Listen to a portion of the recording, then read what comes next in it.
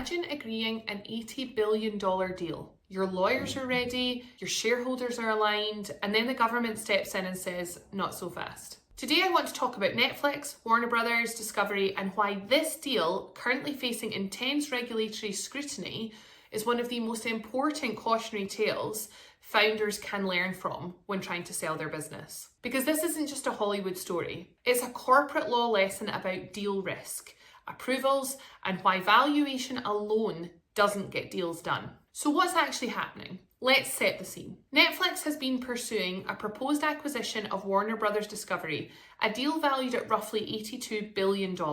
On paper, it's transformational, but regulators, particularly in the US, are asking tough questions. Market dominance, consumer harm, control over content distribution, data and competition issues. Netflix executives have been called before lawmakers to justify the deal. And this is the key point. The problem isn't the price, it's permission. So why should this matter to you as a founder? Most founders think regulatory scrutiny is something that only affects mega corporations. It isn't. If your business operates across borders, controls valuable data, sits in a regulated sector, or is being bought by a larger player, then regulatory risk becomes your deal risk. And yet many founders only think about it after the heads of terms are signed. And that's where mistakes can get very expensive. So here are the 3 regulatory risks that founders often underestimate. The first one is approval risk. Some deals cannot complete without regulatory approval. That means competition authorities, sector-specific regulators,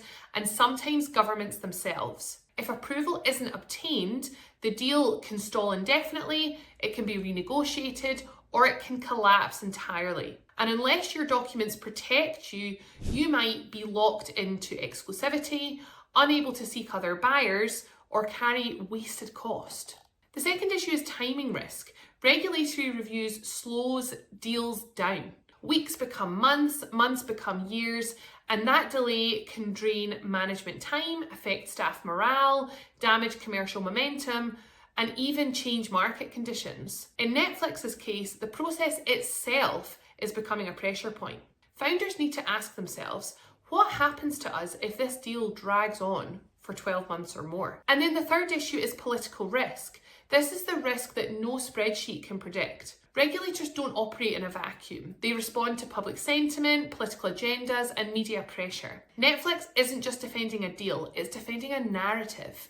And once politics enters the chat, certainty just completely disappears. So how does this show up in your legal documents as a company founder? This is where founders often get caught out. Conditions precedent. These decide whether a deal can complete at all. If these are poorly drafted, you're stuck waiting. Long stop dates. When does either party get to walk away? Too long and you're trapped in a deal that isn't going to happen. Too short and the buyer pressures you. Regulatory cooperation clauses.